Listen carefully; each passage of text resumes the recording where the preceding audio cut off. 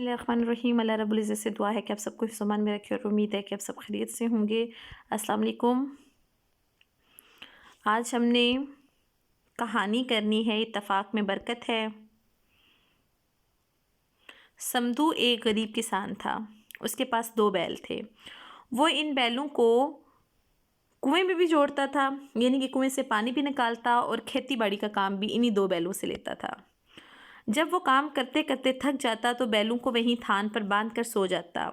وہ بیلوں کے کھانے پینے کا بالکل خیال نہیں رکھتا تھا اور نہ ہی انہیں وقت پر چارہ دیتا تھا، جس کی وجہ سے وہ دن بدن کمزور اور لاغر ہوتے جا رہے تھے۔ مگر ان کے مالک سمدو کو ان کی ذرا بھی پرواہ نہ تھی۔ ایک دن جب کسان سویا ہوا تھا، دونوں بیلوں نے سوچا کہ اگر اس مالک کے پاس رہیں گے تو مارے جائیں گے، اس لیے بہتر ہوگا کہ اس کو چھوڑ دیں اور کسی جنگل میں چلے جائیں۔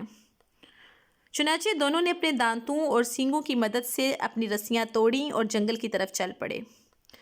جنگل میں پہنچ کر وہ بہت خوش تھے، کیونکہ وہاں پہ انہیں تازہ گھاس کھانے کے لیے میسر تھی۔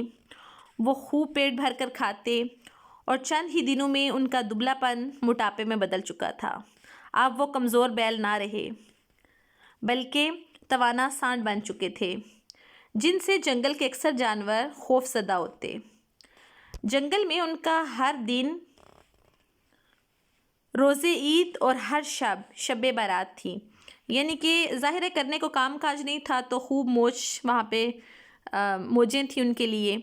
اتفاق سے ایک دن کیا ہوتا ہے کہ جنگل میں ایک شیر کئی دنوں سے بھوکا ہوتا ہے اور بھولا بھٹکا جس طرف یہ رہتے ہیں دونوں بیل اس طرف آ جاتا ہے۔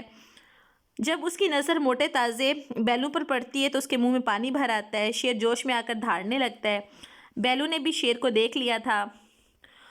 دونوں کو امید تھی کہ یہ شیر حملہ کرے گا۔ شیر نے جیسے ہی بیلوں پر حملہ کیا، بیل بھی شیر کو دیکھ کر ڈکارے اور اپنے سینگ لہراتے ہوئے مقابلے کے لیے تیار ہو گئے۔ شیر جست لگاتا، چھلانگ لگاتا تو دونوں بیل اسے اپنے سینگوں پر لیتے۔ اس طرح کافی دیر تک دونوں کے درمیان خوب لڑائی ہوئی۔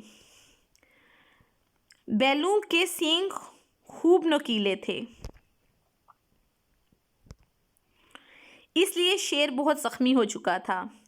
اس دوران میں دونوں بیلوں نے مل کر اپنے نوکدار سینگوں سے شیر پر بھرپور حملہ کیا۔ بیلوں کے نوکیلے سینگ شیر کی موٹی کھال کے اندر گھس گئے، جس سے اس کو بہت تکلیف ہوئی۔